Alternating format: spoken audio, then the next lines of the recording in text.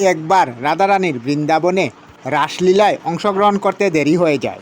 শ্রীকৃষ্ণ অপেক্ষা করতে করতে বিরক্ত হয়ে যান। তারপর রাধারানী যখন আসেন তখন শ্রীকৃষ্ণ অভিমান করে বসে থাকেন। তখন রাধারানী সখীরা জিজ্ঞাসা করায়, সখীদের বলেন, অপেক্ষা করতে করতে আজ আমরা সকলেই বিরক্ত হয়ে গেছি। তখন শ্রীকৃষ্ণ রাধারানীর কাছে যান এবং তার হাতে ধরে প্রেম মধুর সুরে বলেন, যখন আমি আসছিলাম তখন দুজন সাধুর সঙ্গে দেখা হয় যারা আপনার পরম ভক্ত ছিল।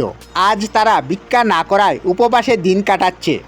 এখন আপনি বলুন, যারা আপনার জন্য সুখ সুবিধা ত্যাগ করেছে তাদের খাবারের দায়িত্ব তো আমাদের, তাই না? কিভাবে তাদের উপাস থাকতে দেই? ওই কারণে তাড়াতাড়ি করে ডাল ভাত রান্না করে তাদের খাইয়ে দিয়েছিলাম। তখন সখীরা জিজ্ঞাসা করলো, সাধুরা জিজ্ঞাসা করেনি কে আপনি? তখন রাধারানী বলেন, হ্যাঁ, আমি বলেছি আমার মা পাঠিয়েছেন। আপনারা আজ ভিক্ষা করতে আসেননি এ কারণে।